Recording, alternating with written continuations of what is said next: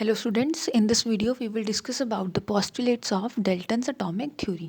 So John Dalton के 6 postulates हैं जो कि आपकी NCERT टेक्स्ट बुक में पेज नंबर 32 पे गिवन है, पेज नंबर 32 पे। तो हम देखेंगे ये 6 जो postulates हैं उनमें क्या डिस्कस किया गया है। Number 1 is every matter is made up of tiny particles. जितने भी हमारे पास मैटर हैं, चाहे वो सॉलिड की फॉर्म में है, चाहे वो लिक्विड की फॉर्म में है, चाहे वो गैस की फॉर्म में, ये सब किससे मिलके बने हैं? एक टाइनी पार्टिकल से मिलके बने हैं जिसको हम क्या बोलते हैं? एटम बोलते हैं। Number second point is atoms are indivisible. और ये जो एटम होता है इसको हम फर्दर डिवाइड नहीं कर सकते हैं। जैसे एग्जाम्पल के तौर पे अगर आप पीस ऑफ चॉक ले लीजिए, यहाँ पे मैं एक पीस ऑफ चॉक मेरे पास है, देखिए मैंने इसको फर्दर ब्रेक किया, ब्रेक हो गया ये। इसके बाद मैं दोबारा से इसको अगर ब्रेक करना चाहूँगी तो ये ब्रेक नहीं हो पाएगा, ठीक है। और इसको पाउडर की फॉर्म में कर सकती हूँ मैं, और बिल्कुल लास्ट में जो छोटा सा पाउडर मेरे जैसे आप फिंगर पे देख सकते हैं जिसको हम और ब्रेक नहीं कर सकते, तो उसको बोलेंगे एटम। तो एटम इनडिविजिबल, जिसको डिवाइड भी नहीं किया जा सकता। लेकिन ये आपको पता है कि जब हमने जैसे जैसे हम चैप्टर 4 पढ़ेंगे, स्ट्रक्चर ऑफ एटम पढ़ेंगे, तो अब हम देखेंगे कि किस तरह से जे थॉमसन ने बोला कि एटम को डिवाइड किया जा सकता है पॉजिटिव में और नेगेटिव चार्जेस में। देन रदरफोर्ड आए, देन बोहर मॉडल आया। तो इस तरह से आगे जाके हमें पता लगा कि हम एटम को डिवाइड कर सकते हैं। लेकिन जब जॉन डाल्टन आए, ये सबसे फर्स्ट थ्योरी उन्होंने प्रेजेंट की थी, तब तक ये माना जाता था कि एटम को डिवाइड नहीं किया जाता है। एंड नंबर 3 पे देखिए, atoms of element are identical. बेटा आइडेंटिकल का मतलब होता है सेम। एलिमेंट्स क्या होते हैं? जिसमें एक ही तरह के एटम्स हों। जैसे आपने एक बॉक्स ले लिया, बॉक्स में आपने सिर्फ और सिर्फ ब्लैक कलर की बॉल डाल दी, जिन जिन उन सभी बॉल्स का जो साइज़ भी सेम है, कलर भी सेम है, शेप भी सेम है, सारा कुछ आइडेंटिकल है, तो उस तरह की जो बॉक्स को हम बोलेंगे कि वो क्या बन गया? एलिमेंट बन गया। तो अब दोबारा से थर्ड पॉइंट पे आ जाते हैं कि अगर हमारे पास एलिमेंट है ना, जैसे ये गोल्ड लिया मैंने, ये हमारे पास एक एलिमेंट है। जब इसको जूम करके देखा गया तो उसके बीच में जितने भी एटम्स हैं उनका साइज़ भी सेम निकला, उनका मास भी सेम निकला, उनका शेप भी सेम निकला। तो ये थर्ड पोस्टुलेट समझ आ गया आपको कि अगर जितने भी हमारे पास एलिमेंट हैं, अगर उस एलिमेंट के एटम्स को देखेंगे तो वो सभी के सभी क्या आएंगे? आइडेंटिकल कंपोजिशन के आएंगे, आइडेंटिकल कैरेक्टरिस्टिक्स के आएंगे, ठीक है। बी फोर्थ पॉइंट देखिए, atoms of different elements have different masses properties.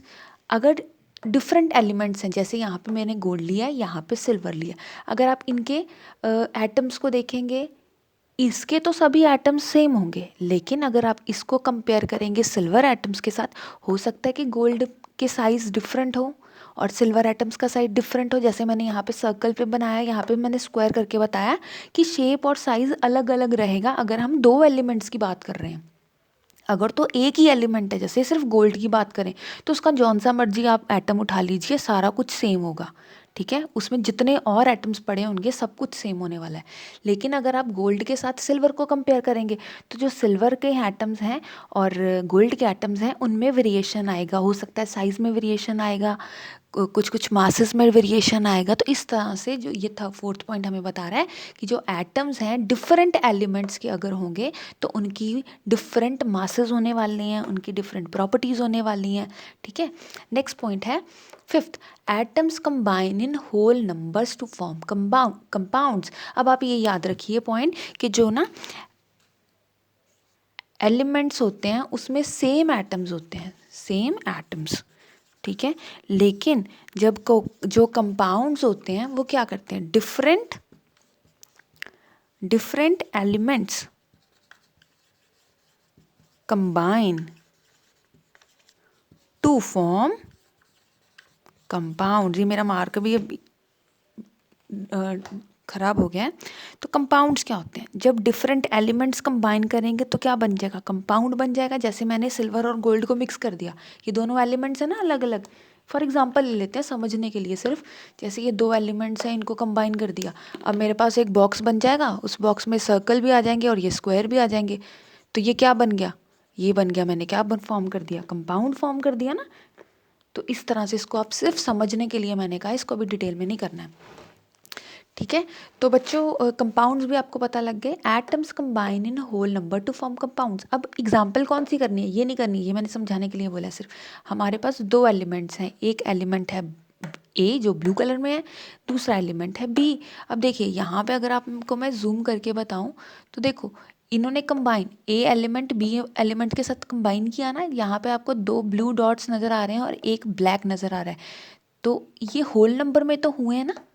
जैसे टू किसके मॉलिक्यूल्स थे, ए के मॉलिक्यूल्स थे, और वन किसका है, वन किसका एटम है, बी का। तो होल नंबर में हुए ना, मतलब ऐसा तो नहीं ना हो रहा कि हाफ हाफ एटम ब्लू वाले का है और हाफ हमारा पास ब्लैक वाले का है, इस तरह से नहीं है ना। तो जब हम नंबर्स में होल नंबर्स में बात करेंगे तब फॉर्म होगा कंपाउंड। इसकी एग्जांपल है बच्चों CO2।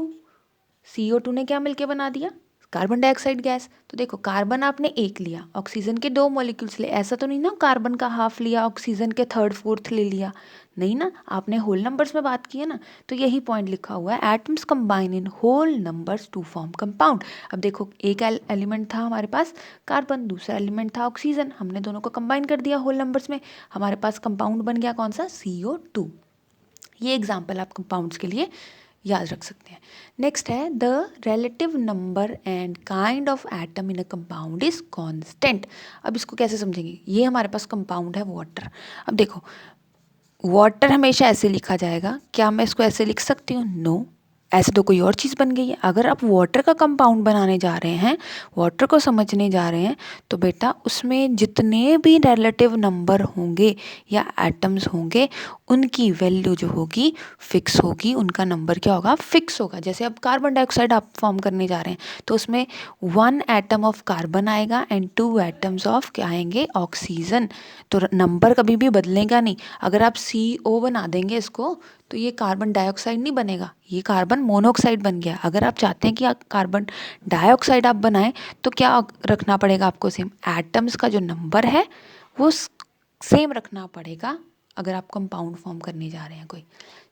बेटा ये थे हमारे डाल्टन एटॉमिक थ्योरी के 6 पोस्टुलेट्स। फटाफट से रिकॉल कर लेते हैं।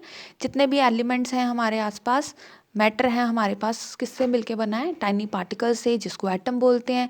ये जो एटम्स होते हैं इनको डिवाइड नहीं किया जा सकता। अगर आप एक एलिमेंट की बात कर रहे हैं तो उस एलिमेंट में जितने भी एटम्स होंगे वो सभी के सभी सेम होंगे। फोर्थ पॉइंट ये कहता है कि अगर आप डिफरेंट एलिमेंट्स की बात कर रहे हो तो उनमें जो एटम्स होंगे वो डिफरेंट डिफरेंट होंगे, ठीक है, क्योंकि आप दो अलग अलग एलिमेंट्स की बात कर रहे हो, तीन अलग अलग एलिमेंट्स की बात कर रहे हो। नेक्स्ट है atoms combine in whole numbers. Whole number याद रखो 1 2 3 4, ठीक है, इस तरह से सो ऑन चलते जाओ, हाफ हाफ में नहीं बात करना है।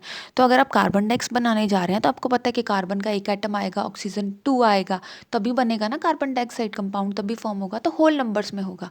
नेक्स्ट 6th पॉइंट है relative numbers and kind of atom in a compound is constant. अगर आप कंपाउंड फॉर्म करने जा रहे हैं, सपोज करो आपको किसी ने बता दिया H2O बना दो, तो H2O आप हाइड्रोजन मॉलिक्यूल लोगे, हाइड्रोजन के 2 एटम्स लोगे, ऑक्सीजन का 1 लोगे, तभी तो बनेगा ना। तो ये थे हमारे डाल्टन एटॉमिक थ्योरी के 6 postulates. I hope it clears now. Thank you.